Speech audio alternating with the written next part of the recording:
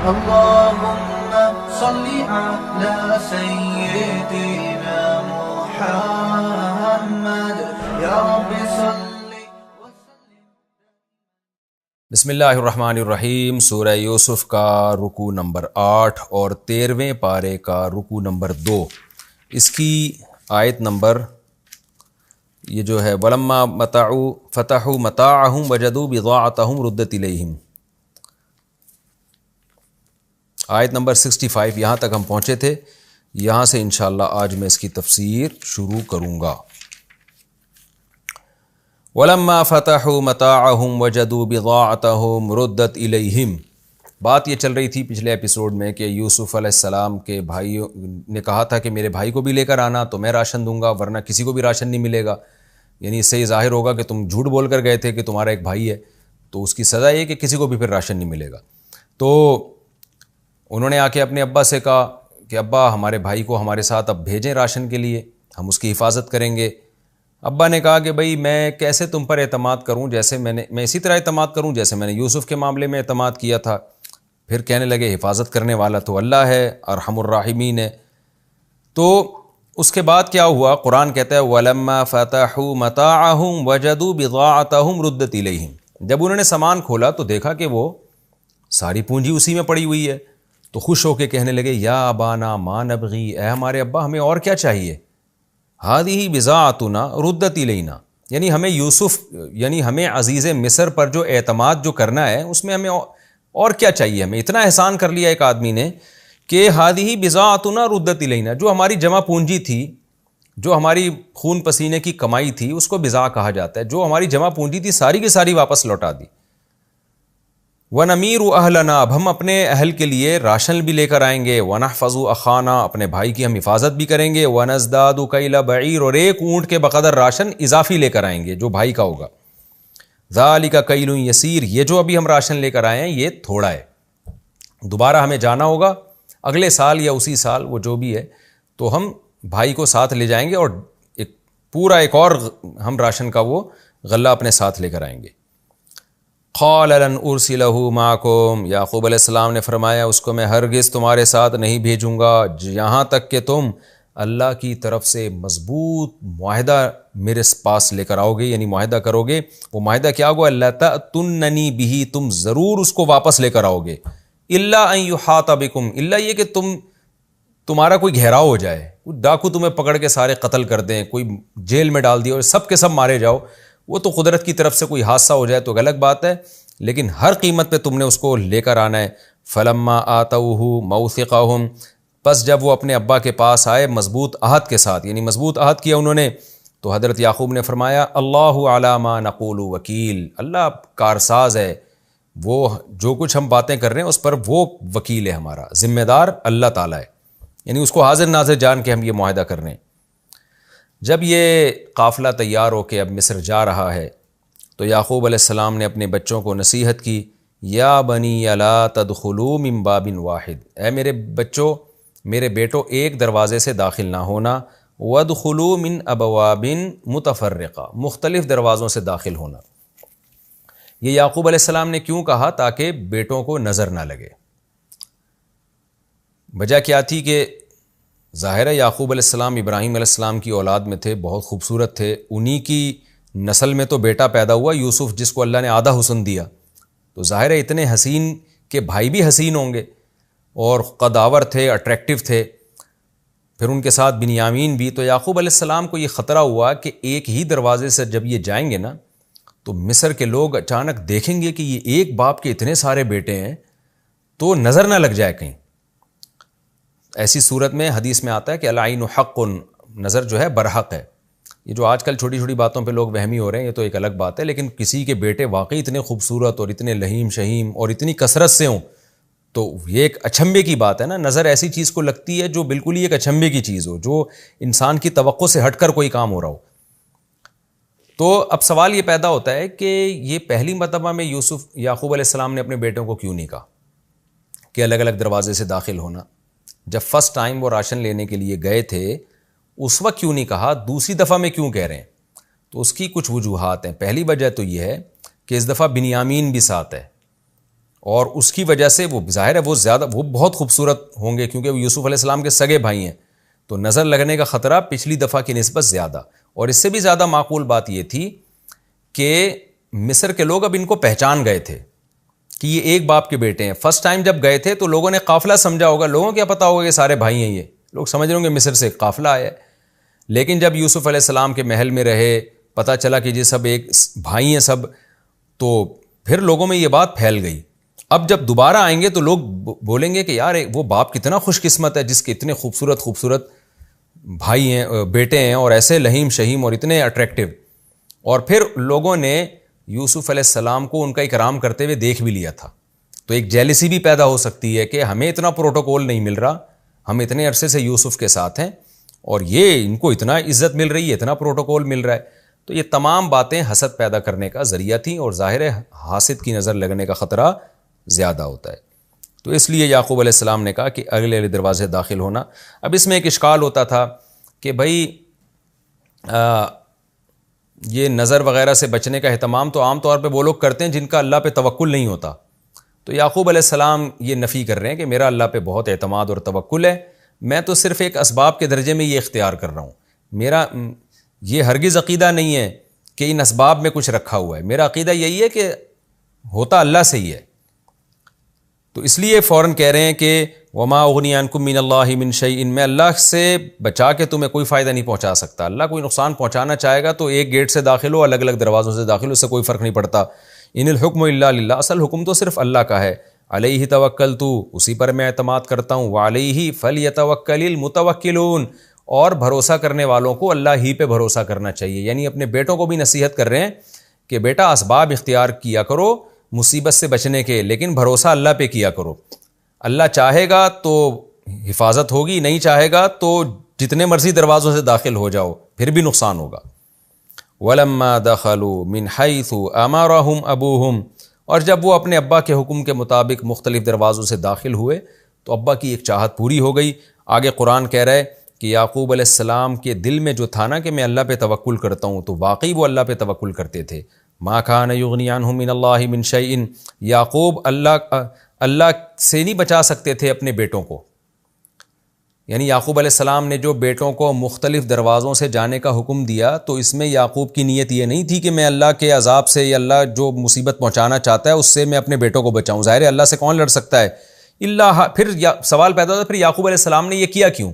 اللہ پہ چھوڑ دیتے نا کہ بھائی بیٹا ایک دروازے سے جاؤ یا الگ الگ دروازے سے جاؤ، جو ہونا ہے وہ تو مقدر میں وہ تو ہو کے رہے گا.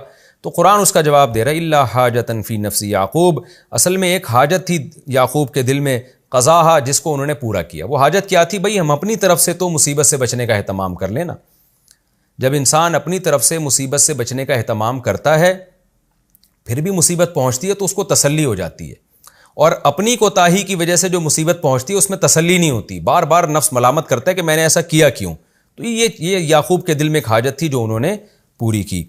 اور یہ قرآن کہتا ہے وجہ کیا ہے، اللہ پہ اعتماد کیوں کرتے تھے اور اللہ پہ اعتماد کے ساتھ ساتھ اسباب کیوں اختیار کر رہے ہیں. وجہ اس کی یہ تھی وَإِنَّهُ لَذُو عِلْمٍ لِمَا عَلَّمْنَاهُ، ہم نے جو ان کو علم دیا تھا اس کی وجہ سے وہ علم والے تھے. علم والوں کا یہی کام ہوا کرتا ہے کہ اسباب بھی اختیار کرتے ہیں لیکن اسباب پہ نظر نہیں رکھتے. ان کو پتہ ہے یہ اسباب خدا نہیں ہے، خدا وہ ہے جو عرش پہ بیٹھا ہوا ہے، چلے گی اس کی مرضی. کیسی بہترین بات ہے اس میں. وَلَٰكِنَّ أَكْثَرَ النَّاسِ لَا يَعْلَمُونَ، لیکن اکثر لوگ اس اصول کو نہیں جانتے ہیں. اکثر لوگ نہیں جانتے کہ اسباب اختیار کر کے توکل اللہ پہ کرنا ہے. اکثریت کی تو حالت یہ ہے کہ یا تو اسباب ہی اختیار نہیں کرو، صرف اللہ پہ اعتماد کرو، جس کو غلط اعتماد کہا جاتا ہے، یعنی بے موقع اعتماد کہتے ہیں، غلط تو نہیں، بے موقع اعتماد. یا یہ کہ اسباب ہی پر توکل کر کے بیٹھ جاؤ جیسے کہ غیر مسلم لوگ کرتے ہیں. یہ ہمارا رکوع الحمدللہ تفسیر کے لحاظ سے بھی کمپلیٹ ہو گیا. اس میں جو کچھ علمی نکات ہیں خلاصے کے طور پہ میں بیان کرتا ہوں، پھر ہم آگے چلتے ہیں. یعقوب علیہ السلام دیکھیں دوبارہ اپنے بھائی کو بنیامین کو بلا رہے ہیں. اس سے کتنا بڑا سبق ملتا ہے کہ اللہ اپنے بندوں کو کیسے کیسے آزماتا ہے. یعقوب علیہ السلام کی آزمائش میں اور اضافہ ہو رہا ہے. ابھی وہ دعائیں مانگ رہے ہیں کہ بیٹا میرا واپس آ جائے، اور اللہ دوسرے بیٹے کو بھی رکھنے کا انتظام کر رہے ہیں. اور دوسری بات یہ کہ انہوں نے ان کے کجاوے میں سامان رکھ دیا، یہ احسان، تاکہ ان کو رہے کہ بھئی احسان کیا ہے تو اس کی وجہ سے ہی واپس آئیں. تو اس سے ہمیں پتہ چلتا ہے کہ یوسف علیہ السلام تدبیریں بھی اختیار کر رہے ہیں. آج دینداروں میں تدبیر کی بہت کمی ہے، صرف دعائیں کرتے ہیں، تدبیریں اختیار نہیں کرتے. تو نہ صرف تدبیر میں رکھا ہے نہ دعا میں، دونوں کام کرنے چاہیے. اور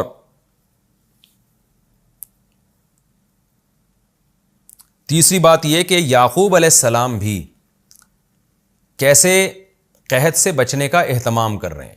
یعقوب علیہ السلام کہہ سکتے تھے ہمیں کیا ضرورت ہے بھائی ہم مصر میں بھیجیں اور پھر اپنے اس بھائی کا بھی رزق لیں، ہم بنیامین کا بھی رزق لیں. تو ہم رزق نہیں لیں گے، اللہ کھلائے گا. نہ نہ نہ نہ، گراؤنڈ ریئلٹی کو دیکھ رہے ہیں وہ کہ بھائی رزق تو اس میں بھی ہے کہ بھائی کو بیٹے کو میں بھیج دوں، اپنے بنیامین کو بھیج دوں، یہ بھی ایک رزق ہے. لیکن اس کا یقین نہیں ہے کہ یہ اس کو بھی کنویں میں ڈال دیں گے یا مجھ سے دور کر دیں گے. دوسری طرف زمینی حقیقت کیا کہتی ہے؟ اگر راشن نہ منگوایا تو ہلاکت یقینی ہے، بارش نہ ہوئی تو کیا کریں گے ہم؟ دیکھیں کتنی لاجک کی بات کر رہے ہیں نا یعقوب علیہ السلام. خطرہ کتنا شدید ہے کہ ایک بیٹا میرا گیا دوسرا بھی نہ چلا جائے، لیکن بھائی اس میں تو پھر بھی امکان ہے کہ شاید واپس آ جائے. مگر اگر بیٹے کو نہ بھیجا تو قحط سے سب لوگ ہلاک ہو جائیں گے.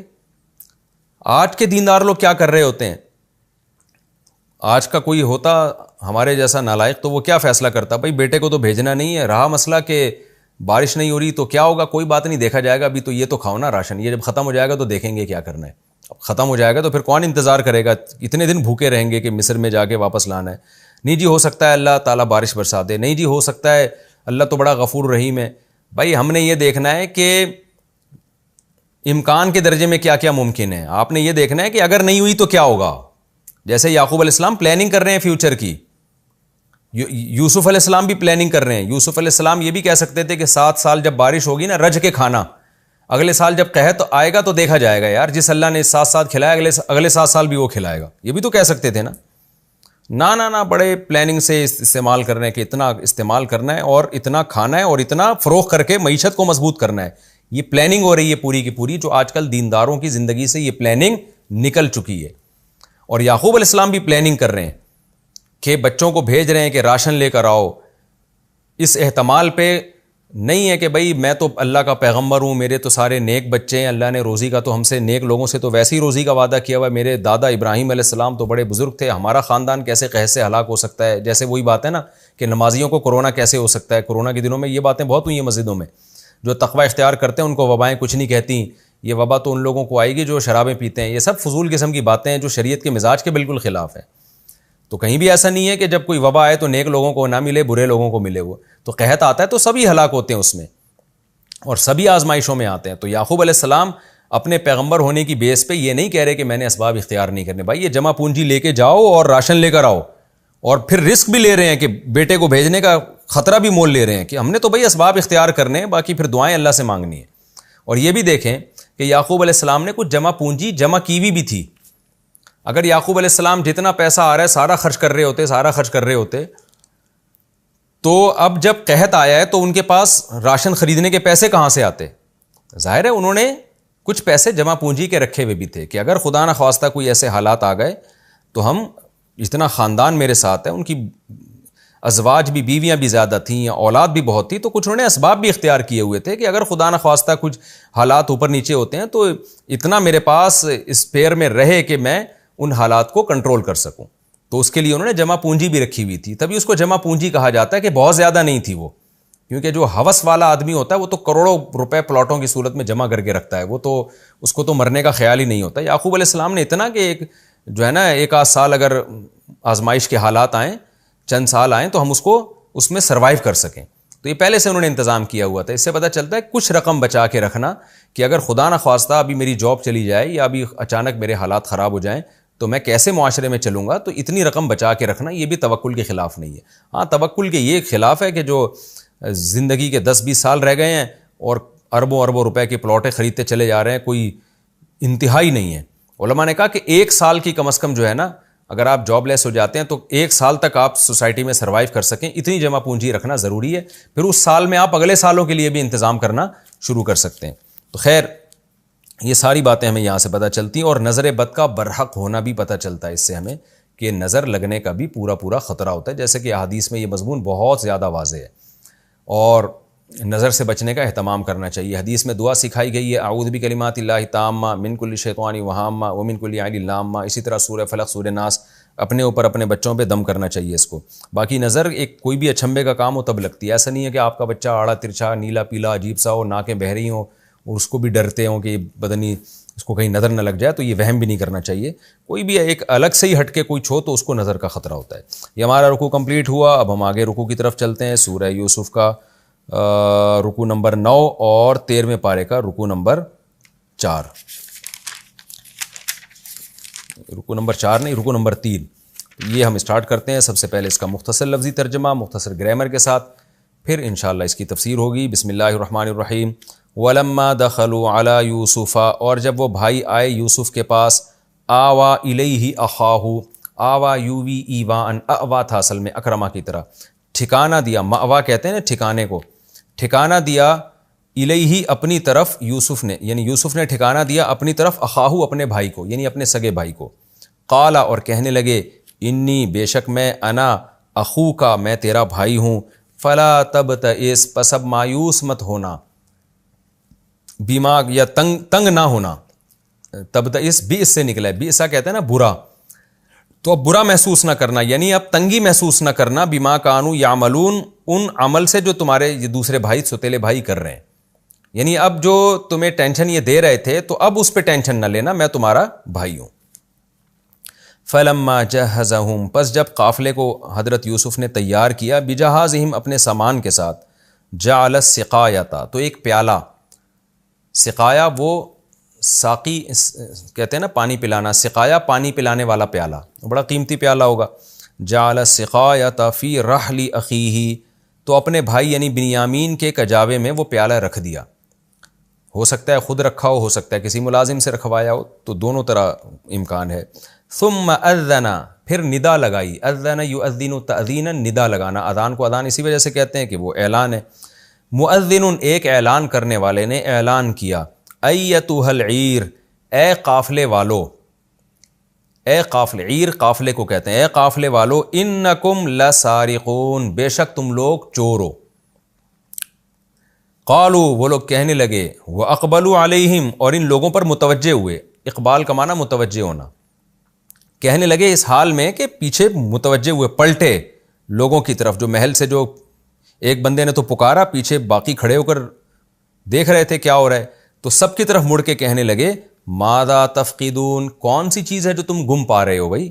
فقد یفقد, فقدانن کا معنی کسی چیز کو گم پانا, ہم کہتے ہیں نا اس چیز کا فقدان ہے, کیا مطلب یہ چیز ہمیں مل ہی نہیں رہی ہے.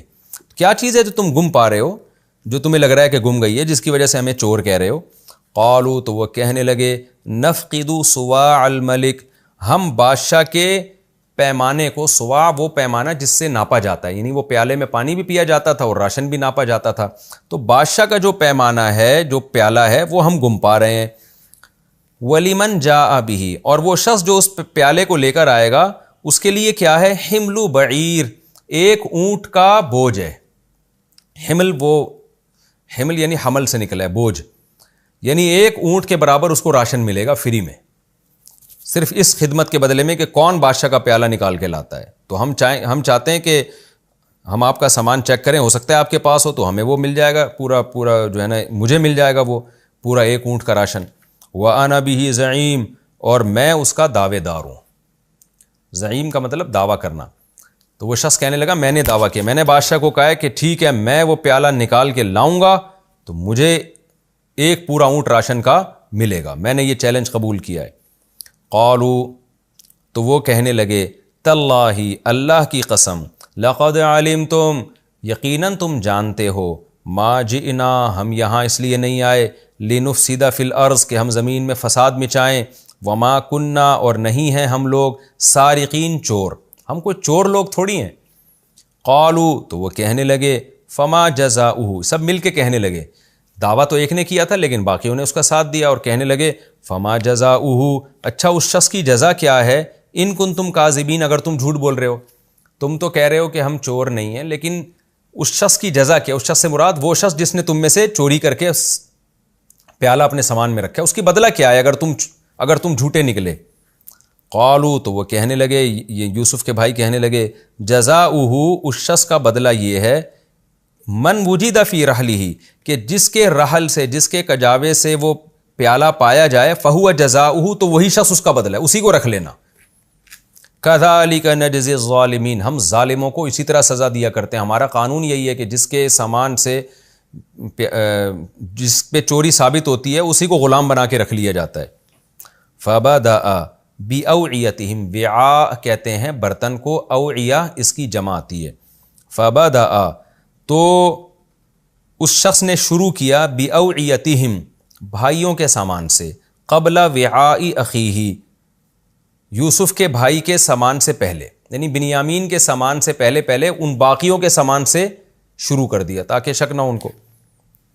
ثم استخرجہا، پھر نکال ڈالا اس پیالے کو، من وعاء اخیہ یوسف کے بھائی کے برتن سے، یعنی اس کے بیگ سے، یا کوئی بھی چیز جس میں کوئی چیز جمع کی جاتی ہے اس کو وعاء کہتے ہیں، اصل میں تو برتن کو کہتے ہیں. کذالک، اللہ فرماتے ہیں اس طرح سے، کدنا ہم نے تدبیر کی، کاد یکید کیدن تدبیر کرنا، لیوسف یوسف کے لیے، اس طرح ہم نے یوسف کو طریقہ سجھایا کہ بھائی کو رکھنے کا یہ طریقہ ہے.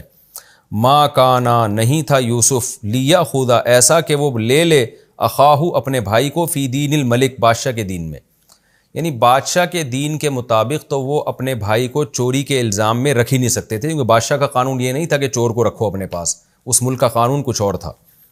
الا ان یشاء اللہ، الا یہ کہ اللہ ہی چاہتا، تو اللہ ہی چاہتا تو رکھ لیتے، تو اللہ نے چاہا تو یہ تدبیر سکھا دی اللہ نے. نرفع درجات من نشاء، جس کے چاہتے ہم درجوں کو بڑھا دیتے ہیں. وفوق کل ذی علم، اور ہر علم والے کے اوپر علیم ایک اور علم والا ہے، یعنی وہ اللہ ہے. قالو، تو جب بھائیوں نے دیکھا یہاں سے یہ پیالہ نکلا ہے تو کہنے لگے یوسف کے بھائی، این یسرق، کہ اگر اس نے چوری کی ہے، فقد سرق، تو تحقیق چوری کر چکا ہے، اخ لہ، اس کا ایک اور بھائی، من قبل، اس سے پہلے اس کا ایک اور بھائی تھا، یعنی یوسف تھا، وہ اس نے بھی چوری کی ہے. فَأَسَرَّهَا، أَسَرَّ يُسِرُّ، اصرارًا کا معنی چھپانا، پس چھپایا یوسف نے، ہا اس کو، کس کو، جو بات آگے آ رہی ہے اس کو. یوسف فی نفسہ، یوسف نے اس بات کو اپنے دل میں چھپایا. کیا بات تھی؟ وَلَمْ يُبْدِهَا لَهُمْ، اور اس بات کو ظاہر نہیں کیا اپنے بھائیوں کے لیے. کون سی بات؟ جو آگے آ رہی ہے. وہ بات کیا تھی؟ قالا، یوسف نے کہا، انتم شرٌ، تم بہت برے ہو، مکانن، مرتبے کے اعتبار سے، یعنی چوری میں تو تم بہت ہی برے ہو. یعنی ہم دونوں اگر چور ہیں، جیسے تم کہہ رہے ہو کہ اس کا بھائی تھا وہ بھی چور تھا، تو تم تو اس چوری میں مکان یعنی مرتبے کے لحاظ سے ہم سے بھی زیادہ برے ہو. شر اصل میں اشررو تھا، اس میں تفضیل ہے، یعنی اگر فرض کر لیا کہ جائے کہ ہم چور ہیں تو تم تو اس سے بڑے چور ہو. وہ بڑے چور اس لیے کہا کہ تم نے تو پورا بندہ باپ سے چرا کے غائب کر دیا، باپ سے غائب کر دیا. چوری کا اصل یہی ہے نا کہ مالک سے چیز کو غائب کر دینا، تم نے تو بیٹے کو باپ سے الگ کر دیا، یعنی دل میں یہ سب باتیں کہیں.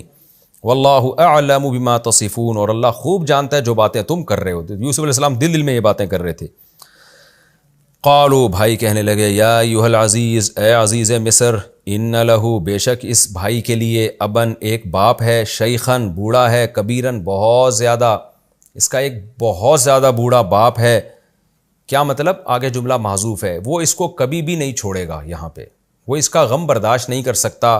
فخذ احدنا، پس آپ لے لیں ہم میں سے کسی ایک کو، مکانہ، اس کے بدلے میں، ہم یہ قربانی دینے کے لیے تیار ہیں، ہم بڑے ہیں، زیادہ طاقتور ہیں، یہ بہت بڑی قربانی ہے، ہم دے دیں گے، اس کو چھوڑ دیں اور اس کے بدلے ہم میں سے کسی کو رکھ لیں. انا نراکا، ہم سمجھتے ہیں آپ کو، من المحسنین، نیک لوگوں میں، احسان کرنے والوں میں، تو آپ ہم پر یہ احسان کر دیں. قال، یوسف علیہ السلام نے فرمایا، معاذ اللہ، اللہ کی پناہ. آگے من محذوف ہے، من ان ناخذ، یعنی اس بات سے اللہ کی پناہ کہ ہم لے لیں، الا، مگر صرف اسی شخص کو، من وجدنا متاعنا، کہ ہم نے پایا اپنا سامان، عندہ، جس کے پاس، یعنی اللہ کی پناہ ہے کہ ہم اس کے علاوہ کسی اور کو لے لیں، ایسا نہیں ہو سکتا.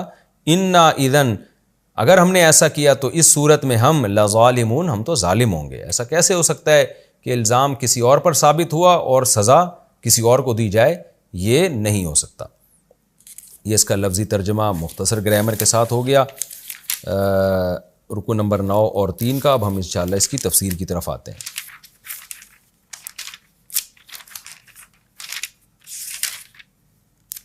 وَلَمَّا دَخَلُوا عَلَى يُوسُفَ آوَى إِلَيْهِ أَخَاهُ، قرآن کہتا ہے پچھلے رکوع میں کہ مختلف دروازوں سے یوسف علیہ السلام کے بھائی مصر میں داخل ہوئے بنیامین کو لے کر، اور بالآخر محل میں پہنچے۔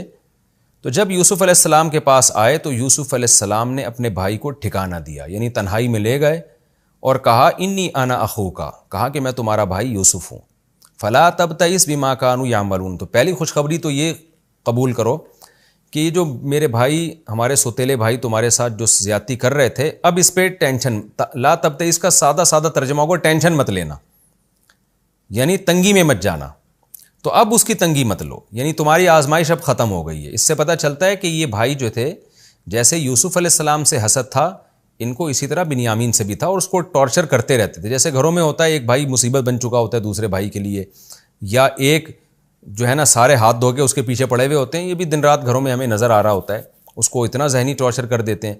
تو بتا دیا کہ پہلی بات تو یہ کہ اب تمہیں یہ ٹینشن تم سے ختم ہو گئی، اور پھر ان کے ساتھ مل کے پلان بنایا کہ اب میں تمہیں اپنے محل میں رکھوں گا، اور اگلی مرتبہ میں والد صاحب کو بھی یہاں بلوا لوں گا۔ تو اب دونوں نے مل کے یہ پلان کیا کہ بھائی ویسے تو ہم رکھ نہیں سکتے، یہ بولیں گے آپ کس بیس پہ ہمارے بھائی کو رکھ رہے ہیں۔ تو یعقوب علیہ السلام کے دین میں اس وقت یہ تھا کہ جو کسی کی چوری کرتے ہوئے پکڑا جائے نا، تو جس کی چوری کیا وہ اس کو غلام بنا کے رکھ لیتا تھا، یعنی خادم بنا کے، غلام کا مطلب اس کو خادم بنا کے، اب کہ تم اسی کے ملازم ہو، اسی کی خدمت کرو گے زندگی بھر۔ یہ یعقوب علیہ السلام کے دین میں تھا، لیکن مصر کے قانون میں یہ نہیں تھا۔ مصر کے قانون میں کوئی بھی تعزیر ہوگی، چور کے بارے میں کوئی بھی سزا ہوگی۔ تو اب یوسف علیہ السلام بنیامین کو رکھنے کا بہانہ سوچ رہے تھے کہ میں بنیامین کو اپنے پاس رکھوں کیسے، اللہ کا حکم ہے کہ یعقوب علیہ السلام کو آزمائش میں ڈالنا ہے، تو اب رکھوں کیسے میں۔ تو یہی ترکیب ذہن میں آئی کہ بھائی پیالہ چھپا دیتے ہیں، اس سے وقتی طور پر بدنامی ہوگی، لیکن اس بدنامی کا بعد میں ازالہ ہو جائے گا، لیکن بھائی کو میں کسی طرح یہاں رکھ لوں گا۔ تو پیالہ چھپا دیا اور انہی کی زبان سے نکلوایا کہ بھئی چور کی سزا کیا ہے۔ تو انہوں نے تو اپنا مذہب بیان کیا کہ بھئی ہمارے ہاں تو چور کی سزا یہ ہے کہ جو چوری کرتا ہے اسی کو رکھ لیتے ہیں، تو ہم آپ کو اجازت دیتے ہیں کہ آپ رکھ لو۔ اگر یوسف علیہ السلام یہ ساری تدبیر اختیار نہ کرتے اور ایسے ہی ان پہ چوری ثابت کر کے ان سے پیالہ نکال لیتے اور پھر بعد میں کہتے کہ بھئی ہم نے بنیامین کو اپنے پاس رکھنا ہے غلام بنا کے، تو یعقوب علیہ السلام کے بھائی یہ کہہ سکتے تھے کہ آپ کس قانون کی بیس پہ رکھ رہے ہیں۔ اس وقت یوسف علیہ السلام اگر کہتے کہ تمہارے ابا کے قانون، تو یعقوب علیہ السلام کے بیٹے کہہ سکتے تھے آپ تو ہمارے ابا کے مذہب کو مانتے ہی نہیں، آپ تو مصر کے قانون کو مانتے ہو، تو مصر کے قانون پہ آپ کیوں ہمارے قانون کو ترجیح دے رہے ہو اس وقت، یعنی وہ بات بنتی نہیں۔ تو اس لیے پوری یوسف علیہ السلام نے یہ تدبیر اختیار کی، اور جو آگے قرآن میں آ رہا ہے فلما جہزہم بجہازہم، جب ان کو ان کے سامان کے ساتھ تیار کیا، جعل السقایۃ فی رحل اخیہ، اپنے بھائی کے کجاوے میں پیالہ ڈال دیا، اور بنیامین سے کہا فی الحال چلے جاؤ، ہم تمہیں کسی طرح نکلوا لیں گے۔ ثم اذن مؤذن، پھر ایک اعلان کرنے والے نے اعلان کیا ایتھا العیر، اے قافلے والو، انکم لسارقون، تم چور ہو۔ یہاں ایک سوال پیدا ہوتا ہے کہ یوسف علیہ السلام کو تو پتا تھا کہ یہ چور نہیں ہے، چوری انہوں نے نہیں کی ہے، تو یا تو قافلے میں جس نے اعلان کیا اس کو پتہ ہی نہیں تھا کہ اصل کہانی کیا ہے، بلکہ اس نے اپنے خیال کے مطابق ان کو کہہ دیا کہ پیالہ گم ہوا ہے، تو یوسف علیہ السلام نے ہو سکتا ہے یہ کہا کہ مجھے خطرہ ہے کہ وہ پیالہ ان میں سے کسی کے پاس ہوگا، تو اس مؤذن نے بڑے کانفیڈنس کے ساتھ کہہ دیا کہ تم چور ہو۔ تو جیسے کہ ہوتا ہے نا، جب آپ کسی سے اگلوانا چاہتے ہیں نا، تو اس کو کہتے ہیں تو نے ایسا کیا ہے، تاکہ وہ ڈر جائے، اور اگر اس نے واقعی ایسا کیا ہو تو وہ اگل دے کہ ہاں میں ایسا ہی ہوں۔ تو اگر یوسف علیہ السلام کے حکم پہ مؤذن نے یہ نہیں کیا، اپنی طرف سے کیا ہے، پھر تو اشکال نہیں ہوتا ہے، یعنی اس اشکال کا جواب گویا مل گیا کہ مؤذن نے کہا نا کہ تم چور ہو، یوسف علیہ السلام نے تھوڑی کہا کہ تم چور ہو، پیغمبر تو جھوٹ بول نہیں سکتے، مذاق میں بھی نہیں جھوٹ بولتے پیغمبر، تو اس نے اپنے خیال کے مطابق کہہ دیا کہ میں کہہ کے دیکھ لیتا ہوں چور ہو، بعد میں نکل آیا تو ثابت ہو جائے گا، نہیں آیا تو سوری کر لوں گا۔ لیکن اگر یہ مؤذن نے یوسف علیہ السلام کے حکم پہ ان کو کہا کہ تم چور ہو، جیسے کہ اس کا بھی امکان ہے، تو پھر یہ توریہ ہے۔ توریہ کہتے ہیں آپ کوئی بات کر رہے ہیں، آپ اس کا ایک مطلب لے رہے ہیں، سامنے والا کوئی اور مطلب، تو پھر یوسف علیہ السلام کی نیت یہ تھی کہ میں ان کو چور اس لحاظ سے کہلواؤں گا کہ اصل میں تو تم نے چوری کی ہے، ایک بیٹے کو باپ سے چرا کے کنویں میں ڈالا ہے، تو ہماری نیت تمہیں چور کہنے میں یہ ہے، اور تم اس کا مطلب یہ سمجھ رہے ہو کہ شاید ہم پہ چوری کا الزام لگا رہے ہیں، تو اس کو کہتے ہیں توریہ۔ یہ توریہ کا مطلب کیا ہے کہ آپ ایک ایسی بات کرتے ہیں جس کے دو مطلب ہیں، آپ ایک مطلب لیتے ہیں، سامنے والا کچھ اور مطلب لے رہا ہوتا ہے، تو یہ ضرورت میں یہ جائز ہے، مجبوری میں یہ جائز ہے. تو یوسف علیہ السلام کے لیے جائز تھا کیونکہ اللہ کا حکم تھا کہ کسی بھی کوئی بھی تدبیر اختیار کر کے تم نے بنیامین کو یہاں رکھنا ہے تاکہ یعقوب علیہ السلام کی اور زیادہ آزمائش ہو. تو اس لیے انہوں نے یہ توریہ کیا. اذن مؤذن، مؤذن نے کہا ایھا العیر انکم لسارقون، تم لوگ چور ہو. قالوا اقبلوا علیہم، فوراً واپس پلٹے اور کہنے لگے ماذا تفقدون، کیا گم ہو گیا بھائی، کیسی باتیں کر رہے ہو. دیکھیں اگر یہ واقعی انہوں نے چوری کی ہوتی نا تو ایک دم ان کی نفس تیز ہو جاتی اور فوراً کہتے کہ بھائی ہم چور وور نہیں ہیں، جھوٹا الزام ہے. جیسے کہ چور پر جب الزام لگے سب سے پہلے کہتے ہیں چور نہیں ہے. تو انہوں نے فوراً بڑے کانفیڈنس سے کہا کہ کیا گم ہو گیا ہے، پہلے یہ تو بتاؤ گم کیا ہوا ہے، پھر اگلی بات کرنا. قالوا نفقد صواع الملک، وہ کہنے لگے ہمیں بادشاہ کا پیالہ گم پا رہے ہیں ہم. ولمن جاء به حمل بعیر، اور بادشاہ نے یہ اعلان کیا ہے کہ جو اس پیالے کو کہیں سے نکال کے لائے گا پورا ایک اونٹ کا سامان لدا ہوا اس کو انعام میں دے دیا جائے گا. تو گویا اس مؤذن نے، اعلان کرنے والے نے اپنی مجبوری بھی بتا دی کہ بھائی میں نہیں چھوڑ سکتا کیونکہ میں اپنا پورا اونٹ لدا ہوا کیسے قربان کر سکتا ہوں. اور وَأَنَا بِهِ زَعِيمٌ، اور میں نے یہ چیلنج قبول بھی کر لیا ہے تو میں نہیں تمہیں جانے دوں گا، تلاشی دو. وہ کہنے لگے تاللہ لقد علمتم، اللہ کی قسم تم سب کو معلوم ہے، جتنے لوگ وہاں محل میں کھڑے ہوئے تھے جو ان کو یعنی رخصت کرنے کے لیے آئے ہوں گے یا چوری کا اعلان سن کے سارے نکل آئے ہوں گے. جب اعلان ہوتا ہے نا تو فلاں چور ہے تو پورا محلہ اکٹھا ہو جاتا ہے، تو سب کی طرف متوجہ ہو کے کہنے لگے اللہ کی قسم تم سب جانتے ہو ما جئنا لنفسد فی الارض، ہم یہاں اس لیے نہیں آئے کہ ہم زمین میں یعنی مصر میں فساد کریں. تم سب کو پتہ ہے کیا مطلب، جو فسادی لوگ ہوتے ہیں وہ اس طرح سے تھوڑی آتے ہیں، ان کا ایٹیٹیوڈ اور ان کا طرز عمل یہ ہوتا ہی نہیں ہے. چوروں اور ڈاکوؤں کا تو کسی شہر میں آنے کا انداز الگ ہوتا ہے، بات چیت کا انداز الگ ہوتا ہے، اور پھر رخصت ہونے کا انداز الگ ہوتا ہے. ہم تو صاف پتہ چل رہا ہے ہمارے آنے جانے کے عمل سے کہ ہم زمین میں فساد مچانے والے لوگ نہیں ہیں. وما کننا سارقین، اور ہم چور بھی نہیں ہیں. کیا مطلب، چور قسم کے الگ قسم کے لوگ ہوتے ہیں، ہم تو گویا پیغمبر کی اولاد ہیں، خاندانی لوگ ہیں. دیکھیں یہاں ایک بات بہت امپورٹنٹ ہے کہ یعقوب علیہ السلام کے بیٹوں سے ایک بہت بڑا جرم ضرور ہوا کہ اپنے باپ کی محبت میں اپنے بھائی کو باپ کی نظروں سے دور کر دیا، یہ سوچ کے کہ باپ کو صبر آ جائے گا اور ہمیں باپ کی محبت مل جائے گی.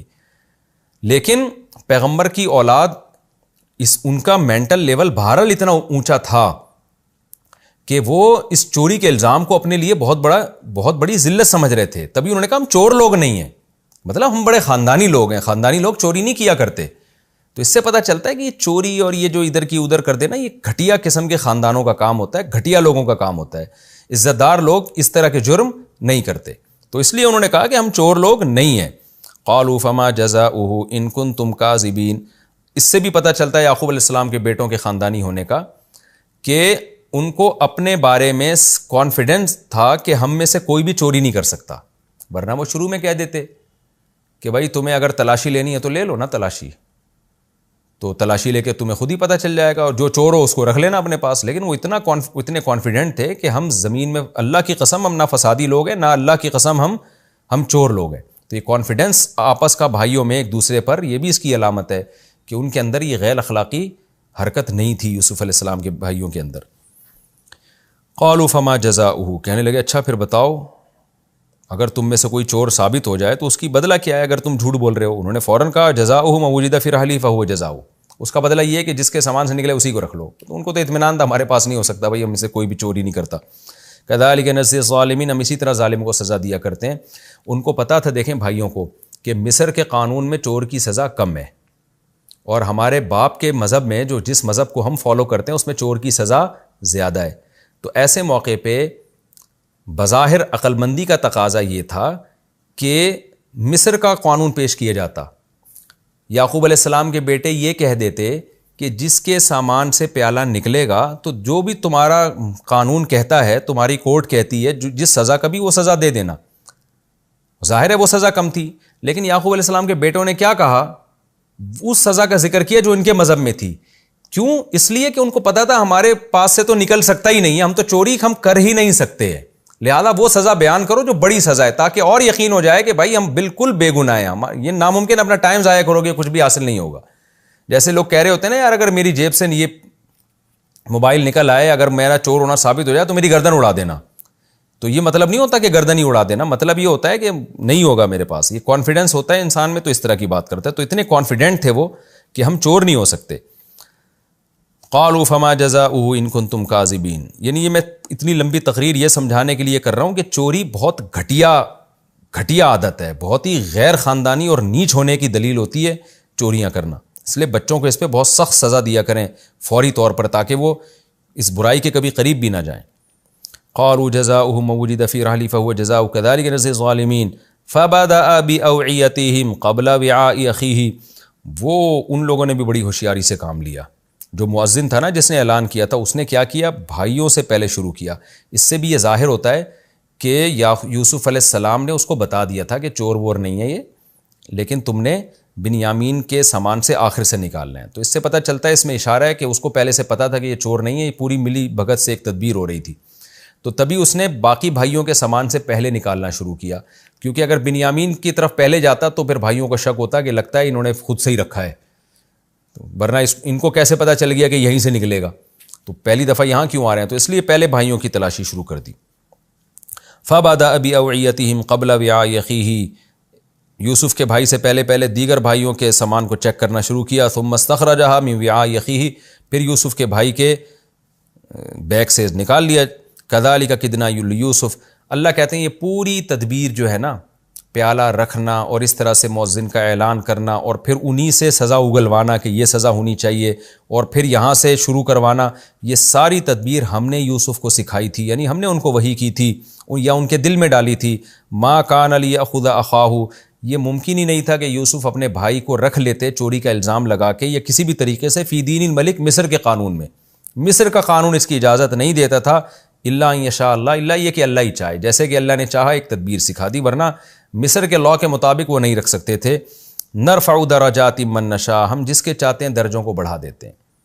تو اس طرح اللہ نے یوسف کے درجوں کو اور زیادہ بڑھا دیا کہ ان کو ایک تدبیر سکھا دی تاکہ اللہ کے حکم پر عمل ہو جائے، ورنہ یوسف علیہ السلام کے لیے اللہ کے حکم پر عمل کرنا بڑا مشکل ہو جاتا.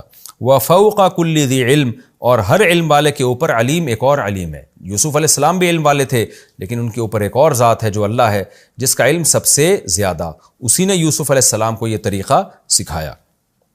قالوا. اب وہ بھائی پریشان ہو گئے.